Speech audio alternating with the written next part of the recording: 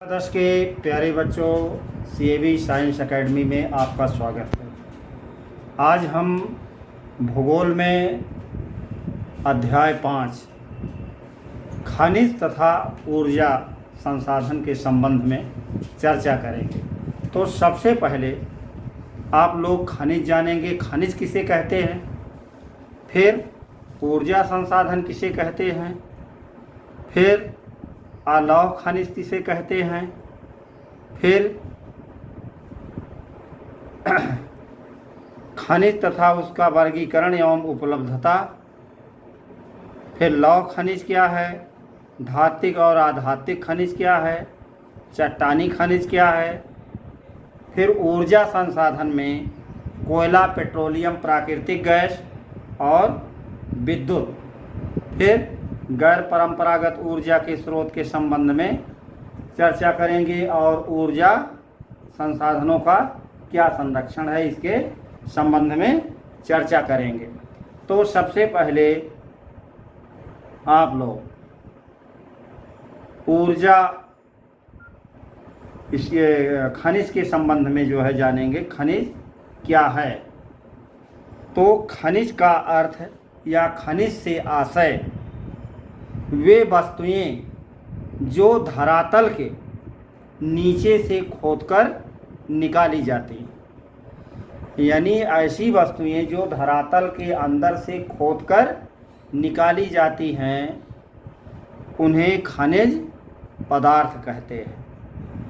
खनिज पदार्थ प्राकृतिक रूप से निकलने वाला पदार्थ है जिसकी अपनी भौतिक विशेषताएं होती हैं और जिसकी बनावट को रासायनिक गुणों द्वारा व्यक्त किया जा सकता है। तो ये आपका रहा खनिज संसाधन, यानी खनिज पदार्थ जिन कच्ची धातुओं से मिलकर बनते हैं उन्हें अयस्क कहते हैं। जब खनिज प्राप्ति के लिए खुदाई धरातल पर ही की जाती है, जब खनिज को प्राप्त करने के लिए या पाने के लिए खुदाई धरातल पर ही की जाती है तो उसे उत्खनन कहते हैं, यानी उत्खनन की प्रक्रिया केवल धरातल पर ही हो सकती है। परंतु जब खनिज पदार्थ गहराई से खोदकर निकाला जाता है तो उसे खनन कहते हैं। यही उत्खनन और खनन में अंतर है। खनन का कार्य जमीन के अंदर से होता है ज़्यादा गहराई से, और उत्खनन का कार्य केवल धरातल के ऊपरी सतह पर होता है। तो वर्तमान युग को खनिज युग कहते हैं क्योंकि जिस देश में विभिन्न पदार्थों का भंडार है वही देश आज विश्व में सबसे अधिक औद्योगिक, व्यापारिक और आर्थिक रूप से प्रगति कर रहा है। खनिज आज के युग में औद्योगिक, व्यापारिक अर्थतंत्र की रीढ़ है। कहने का मतलब संयुक्त राज्य अमेरिका, रूस, इंग्लैंड, जापान, फ्रांस और जर्मनी ऐसे ही राष्ट्र हैं जिन्होंने अन्य देशों की अपेक्षा अधिक उन्नत की है। तो चट्टानें खनिजों के समरूप तत्वों के यौगिक हैं।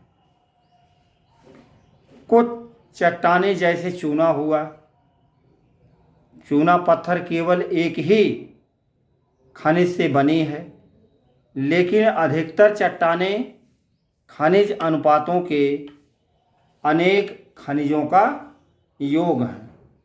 यद्यपि 2000 से अधिक खनिजों की पहचान की जा चुकी है।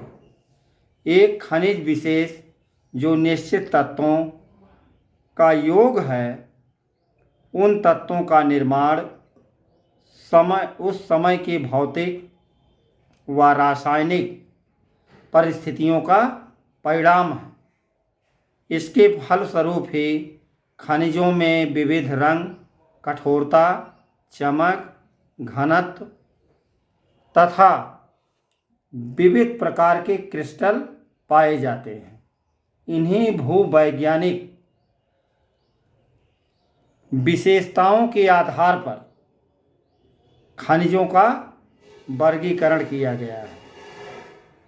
अब आगे है खनिज, उसका वर्गीकरण एवं उपलब्धता, यानी कहाँ पर पाए जाते हैं। खनिजों का बंटवारा और किस स्थान पर पाए जाते हैं।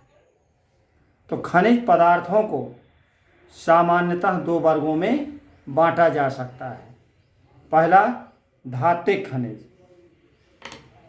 अब धात्विक खनिज में इसके अंतर्गत आने वाले खनिजों को खदानों से निकालकर साफ करते हैं, जिसमें उनमें विशेष प्रकार की चमक आ जाती है। इसमें सोना, चांदी, तांबा, जस्ता, लोहा, सीसा ऐसे ही खनिज हैं।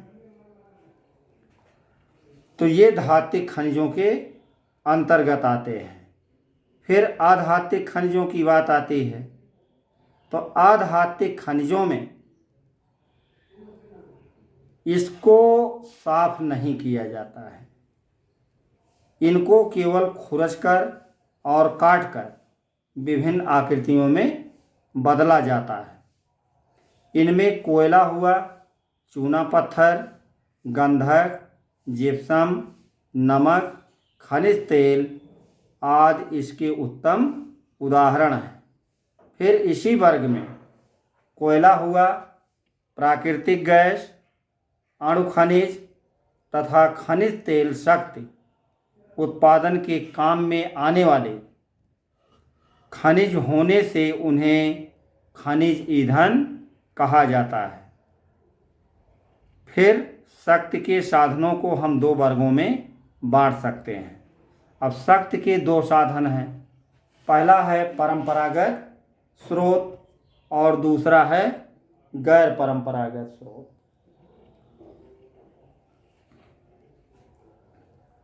तो परंपरागत स्रोत किसे कहते हैं? ऊर्जा के परंपरागत स्रोत वे स्रोत हैं जो आज मिल रहे हैं, कल समाप्त हो जाएंगे। और ऊर्जा के गैर परंपरागत स्रोत वे स्रोत हैं जो हमेशा मिलते रहेंगे। तो परंपरागत स्रोत का उदाहरण है लकड़ी, कोयला, खनिज तेल, प्राकृतिक गैस तथा जल विद्युत। ये ऊर्जा के परंपरागत स्रोत हैं। फिर दूसरा है गैर परंपरागत स्रोत।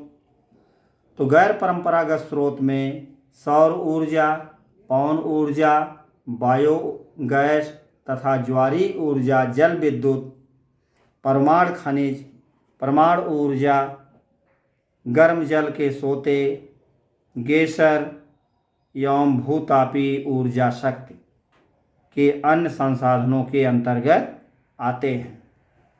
फिर आगे खनिजों की उपलब्धता। अब खनिजों की क्या उपलब्धता है? सामान्यतः खनिज अयस्कों के रूप में पाए जाते हैं। किसी भी खनिज में अन्य अवयवों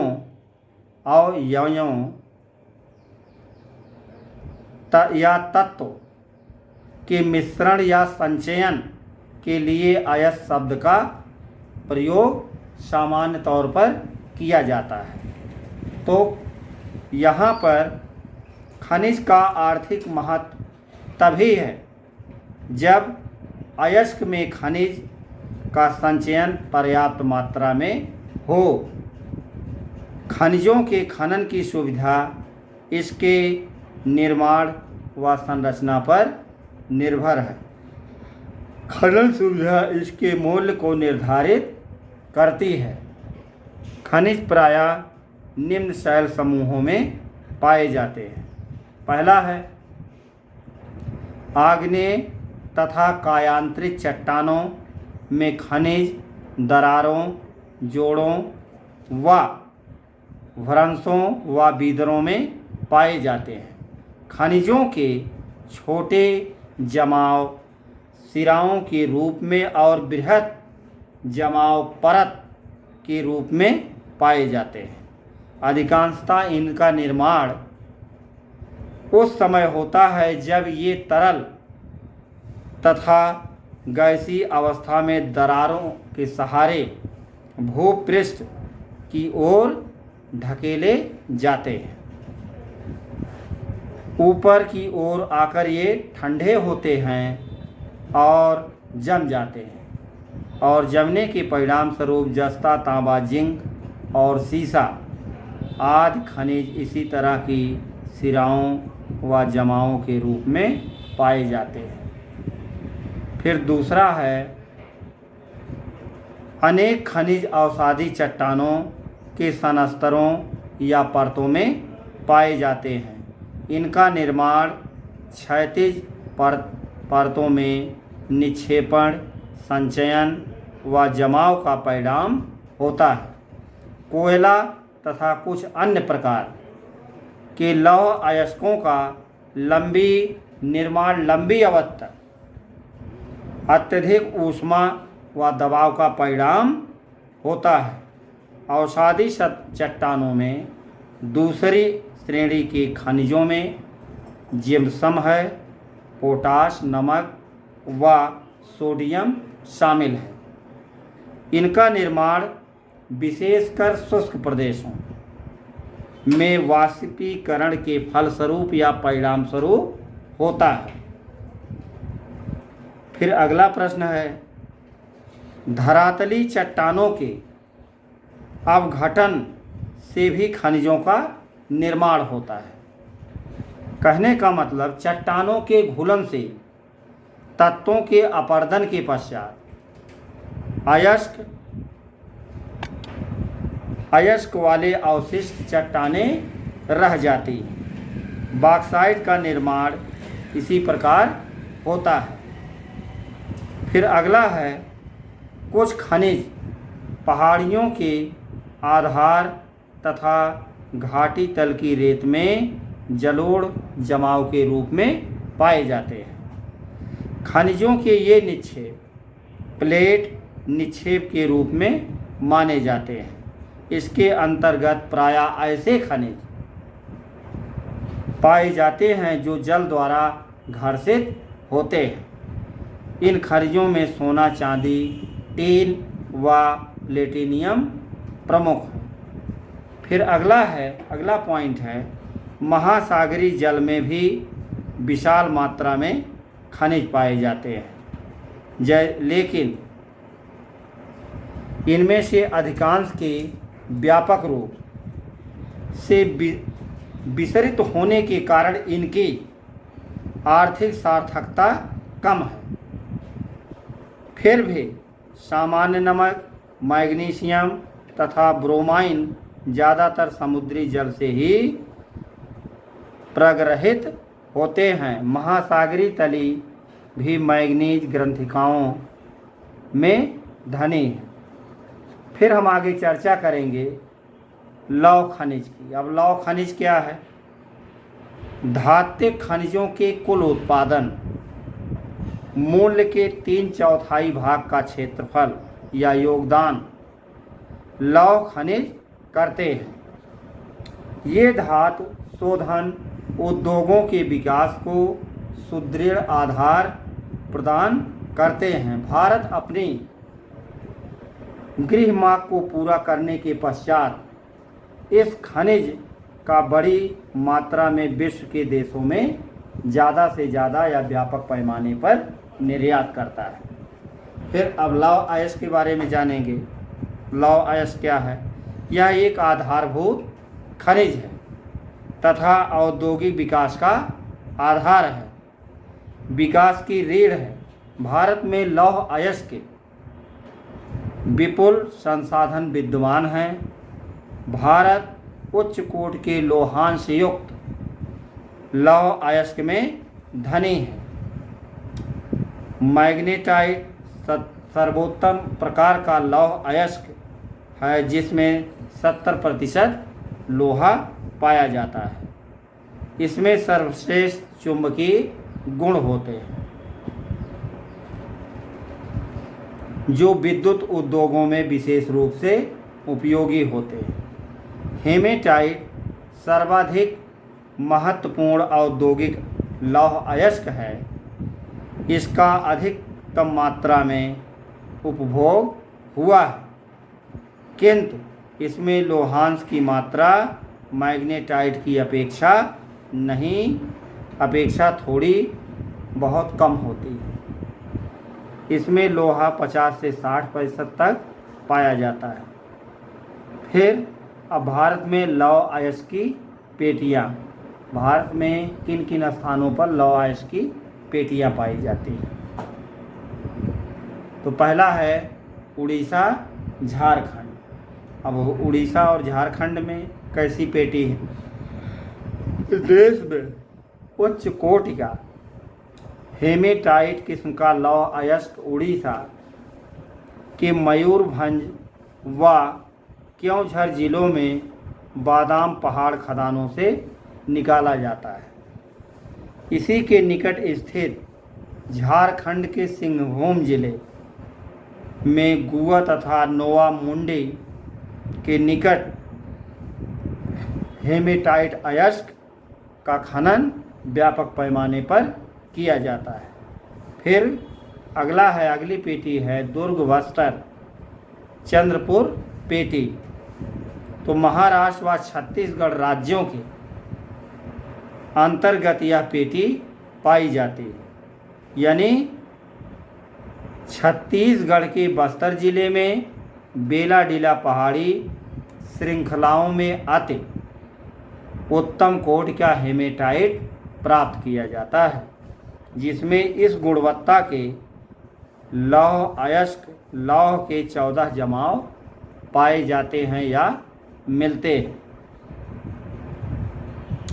इसमें इस्पात बनाने में आवश्यक सर्वश्रेष्ठ भौतिक गुण विद्यमान है। इन खदानों का लौह अयस्क विशाखापत्तनम से जापान तथा दक्षिण कोरिया को निर्यात कर दिया जाता है। फिर अगला पॉइंट है वल्लार, चित्रदुर्ग और चिकमंगलूर तुमकुरू पेटी। इस पेटी में लौह अयस्क की बृहत राशि संचित है। कर्नाटक में पश्चिमी घाट में अवस्थित केंद्र मुख की बातें खाने 100% निर्यात की इकाई मानी जाती है। केंद्र मुख निक्षेप संसार के सबसे बड़े निक्षेपों में एक माने जाते हैं। लौह अयस्क करदम रूप में पाइपलाइन द्वारा मंगलूर के निकट एक पत्तन पर भेजा जाता है। फिर अगला है महाराष्ट्र और गोवा की पेटी। तो महाराष्ट्र और गोवा की पेटी में रत्नागिरी जिले स्थित हैं। यद्यपि यहाँ का लोहा उत्तम प्रकार का नहीं है, किंतु फिर भी इसका दक्षता से दोहन किया जाता है। मरमागांव पत्तन से इसका निर्यात व्यापक पैमाने पर किया जाता है। तो आगे हम चर्चा करेंगे मैग्नीज की। मैग्नीज भारत में कहाँ पाया जाता है? इस्पात के निर्माण में मैग्नीज का प्रमुखता से प्रयोग किया जाता है। 1 टन इस्पात बनाने में लगभग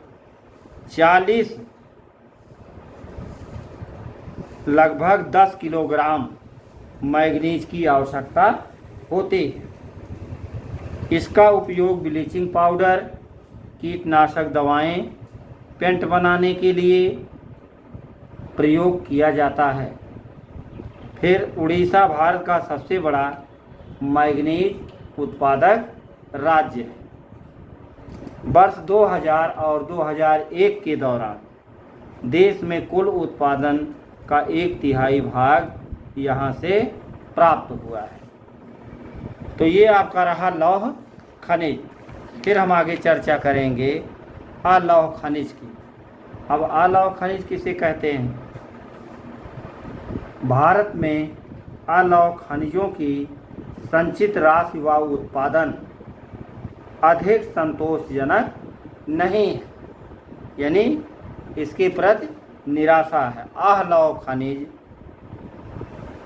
में तांबा, बॉक्साइट, सीसा और सोना आते हैं, जो धातु शोधन, इंजीनियरिंग व विद्युत उद्योगों में महत्वपूर्ण भूमिका निभाते हैं। फिर तांबा है। तांबा कहाँ पाया जाता है? भारत में।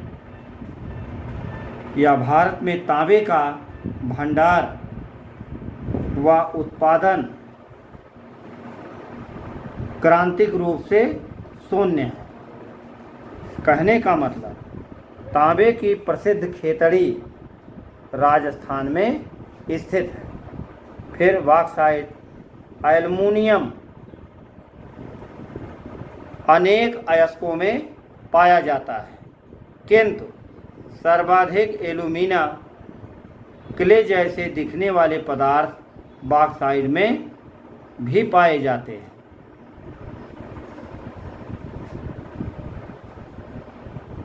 बॉक्साइट निक्षेपों की रचना एल्युमिनियम सिलिकेट से समृद्ध व्यापक भिन्नता वाली चट्टानों के विघटन से होती। एल्युमिनियम एक महत्वपूर्ण धातु है, क्योंकि यह लोहे जैसी भारी शक्ति से बनी होती है। फिर हम आगे चर्चा करेंगे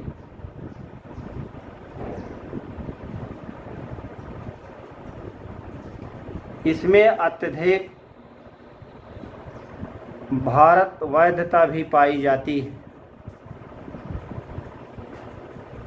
धातु वैधता पाई जाती है। भारत में बॉक्साइट के निक्षेप या जमाव मुख्य रूप से अमरकंटक पठार, मैकाल पहाड़ियों तथा बिलासपुर, कटनी के पठारी प्रदेश में पाए जाते हैं। उड़ीसा भारत का सबसे बड़ा बॉक्साइट उत्पादक राज्य है। यहाँ के कोरापुट जिले में पंचपतमाली निक्षेप राज्य के सबसे महत्वपूर्ण बॉक्साइट निक्षेपों में से एक है। फ्रांस के सम्राट नेपोलियन तृतीय बॉक्साइट की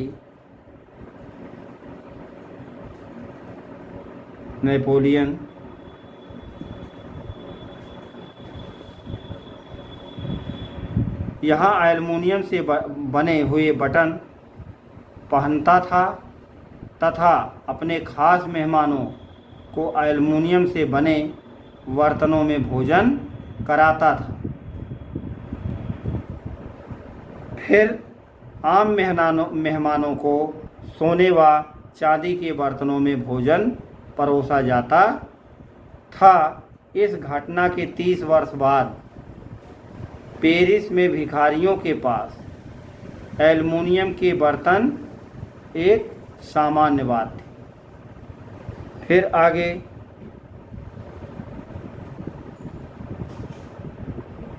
चट्टानी खनिज। अब चट्टानी खनिज में क्या आता है? चूना पत्थर आता है। कैल्शियम व कैल्शियम कार्बोनेट, कैल्शियम कार्बोनेट तक मैग्नीशियम कार्बोनेट से बनी चट्टानों में चूना पत्थर पाया जाता है। तो इस तरह से हमारे कहने का मतलब है कि खनिजों का संरक्षण कैसे हो, इस संबंध में हम आपसे चर्चा करेंगे। तो विश्व में पाए जाने वाले संसाधन सीमित मात्रा में होते हैं। इन संसाधनों को सुरक्षित रखना एवं इनका अधिकतम उपयोग करना संसाधन संरक्षण कहलाता है। फिर प्राकृतिक संसाधनों का सीमित मात्रा में अधिकतम प्रयोग करना संसाधन संरक्षण है। आधुनिक युग में बढ़ती हुई जनसंख्या की ज़रूरत को पूरा करने के लिए हमें संसाधनों का इस्तेमाल सुरक्षित रूप से करना चाहिए। आधुनिकीकरण के कारण मनुष्य संसाधनों का निर्दयतापूर्वक दोहन कर रहा है। तो फिर इसलिए सभी संसाधन समाप्त होने की स्थिति में हैं। वनों की कमी के कारण वर्षा और भूमिगत जल के स्तर में आज निरंतर कमी हो रही है। प्रदूषण के कारण जलवायु भी प्रभावित होती है। फिर आगे जलवायु में परिवर्तन कृषि कार्य पर प्रभाव डालते हैं। अब यह आवश्यक होगा कि मिट्टी, खनिज, वायु, जल, वन्यजीव व मत्स्य जगत का उचित संरक्षण मुख्य रूप से किया जाना अनिवार्य है। फिर आगे खनन योग्य निक्षेप की कुल राशि असार्थक अंश है। तो ये आपका खनिजों का संरक्षण है। भूपर्पटी का 1% जिन खनिज संसाधनों के निर्माण व सांद्रण में लाखों वर्ष लगे हैं, हम उनका शीघ्रता से उपयोग कर रहे हैं। खनिज निर्माण की भूगर्भिक प्रक्रियाएं धीमी बनी हुई है कि उनके वर्तमान उपभोग की दर की तुलना में उनके पुनर्भरण की दर अपरिमित रूप से थोड़ी है। इसलिए खनिज संसाधन सीमित तथा अनवीकरणीय योग्य है। समृद्ध खनिज निक्षेप हमारे देश में अत्यधिक मूल्यवान संपत्ति हैं, लेकिन ये अल्पजीवी हैं। वयस्कों के सतत उत्खनन से लागत बढ़ती है, क्योंकि खनिजों के उत्खनन की गहराई बढ़ने के साथ उसकी गुणवत्ता में भी कमी आ जाती है। तो इस तरह से आपका खनिजों का संरक्षण रहा। फिर आगे ऊर्जा संसाधन किसे कहते हैं? प्रायः सभी क्रियाकलापों के संचालन हेतु ऊर्जा जरूरी या आवश्यक है। खाना पकाने, रोशनी व ताप के लिए गाड़ियों का संचालन तथा उद्योगों में मशीनों के संचालन में ऊर्जा या शक्ति की आवश्यकता होती।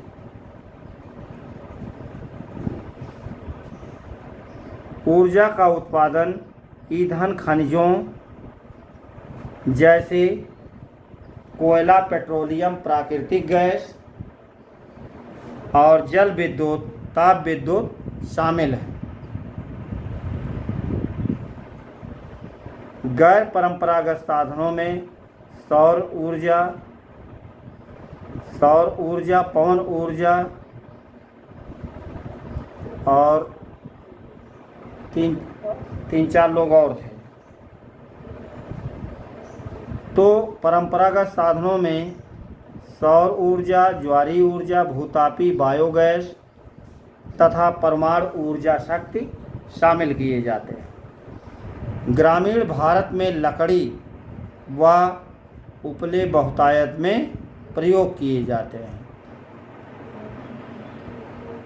एक अनुमान के अनुसार ग्रामीण घरों में आवश्यक ऊर्जा का 70% से अधिक इन ही साधनों से प्राप्त होता है, लेकिन अब घटने का क्षेत्र के कारण इनका उपयोग हम लोगों में नहीं। फिर ऊर्जा, परंपरागत ऊर्जा के स्रोत। परंपरागत ऊर्जा के स्रोत कौन कौन हैं, इसके बारे में चर्चा करेंगे। तो परंपरागत ऊर्जा के स्रोत वे स्रोत हैं जो आज मिल रहे हैं, कल समाप्त हो जाएंगे। और ऊर्जा के गैर परंपरागत स्रोत वे स्रोत हैं जो हमेशा मिलते रहेंगे। तो इसकी चर्चा हम विस्तृत रूप से कल करेंगे। तब तक के लिए धन्यवाद।